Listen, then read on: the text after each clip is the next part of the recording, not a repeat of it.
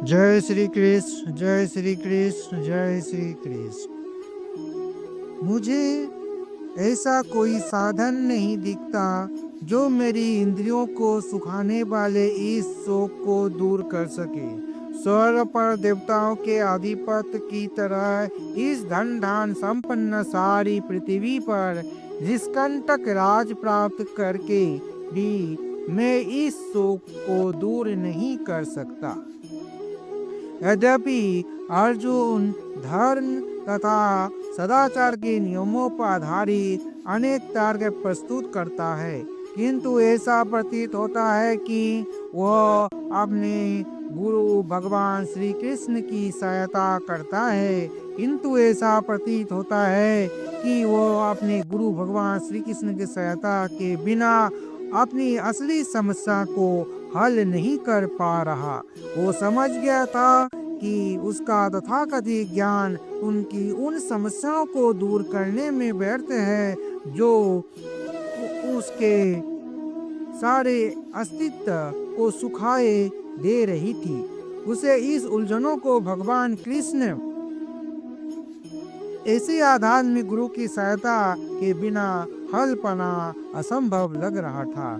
शैक्षिक ज्ञान, विद्वता, उच्च पद, ये सब जीवन की समस्याओं को हल करने में व्यर्थ हैं। यदि कोई इसमें सहायता कर सकता है तो वह है एकमात्र गुरु। अतः निष्कर्ष यह निकलता है कि गुरु जो 100% कृष्ण भवा भावित होता है वही एकमात्र प्रमाणिक गुरु है और वही जीवन के समस्याओं को हल कर सकता है। भगवान चैतन्य ने कहा है कि जो कृष्ण भावनामृत के विज्ञान में दक्ष है, कृष्ण तत्ववेत्ता हो, चाहे वो किसी जाति का हो, वह वास्तविक गुरु है। कोई व्यक्ति चाहे वो विप्र हो, निम्न जाति में जन्मा शूद्र हो या कि सन्यासी, यदि वह कृष्ण के विज्ञान में दक्ष है तो वह यथार्थ प्रमाणिक गुरु है। अतः कृष्ण तत्ववेत्ता होते हुए बिना कोई भी प्रमाणिक गुरु नहीं हो सकता। वैदिक साहित्य में भी कहा गया है, विदम ब्राह्मण भले ही वह संपूर्ण वैदिक ज्ञान से परंपर क्यों न हो, यदि वह वैष्णव नहीं है या कृष्ण भवनामृत में दक्ष नहीं है तो गुरु बनने का पात्र नहीं है। किंतु शूद्र यदि वह वैष्णव या कृष्ण भक्त है तो गुरु बन सकता है। संसार के समस्याओं, जन्म जरा व्याधि तथा मृत्यु को निवृत्त धन संचय तथा आर्थिक विकास से संभव नहीं है। विश्व के विभिन्न भागों में ऐसा राज्य है जो जीवन की सारी सुविधाओं से तथा संपत्ति एवं आर्थिक विकास से पूरित है, किंतु फिर भी उनके सांसारिक जीवन की समस्याओं जो कि त्यों बनी हुई है।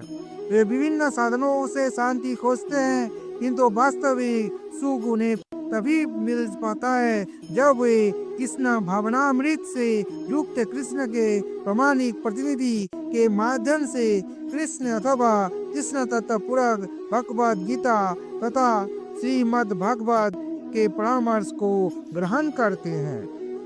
यदि आर्थिक विकास तथा भौतिक सुख किसी के पारिवारिक, सामाजिक, राष्ट्रीय तथा अंतर्राष्ट्रीय अव्यवस्था से उत्पन्न हुए शोकों को दूर कर पाते तो अर्जुन यह न कहता कि पृथ्वी का अप्रतिम राज या स्वर्गलोक में देवताओं की सर्वोच्चता भी उसके शोकों को दूर नहीं कर सकती। इसलिए उसने कृष्ण भवनामृत का भी आश्रय ग्रहण किया और यही शांति और समरसता का उचित मार्ग है।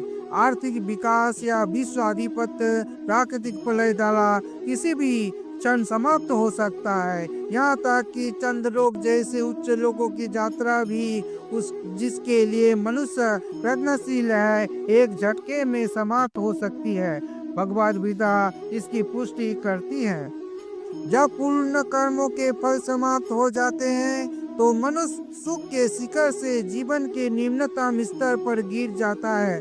इस तरह से विश्व के अनेक राजनीतिकों का पतन हुआ है। ऐसा अधपतन शोक का कारण बनता है। अतः यदि हम सदा के लिए शोक का निवारण चाहते हैं तो हमें कृष्ण की शरण ग्रहण करनी होगी, जिस तरह अर्जुन ने की। अर्जुन ने कृष्ण से प्रार्थना की कि वे उसकी समस्या का निश्चित समाधान कर दें, और यही कृष्ण भावनामृत की विधि है। जय श्री कृष्ण, जय श्री कृष्ण, जय श्री कृष्ण।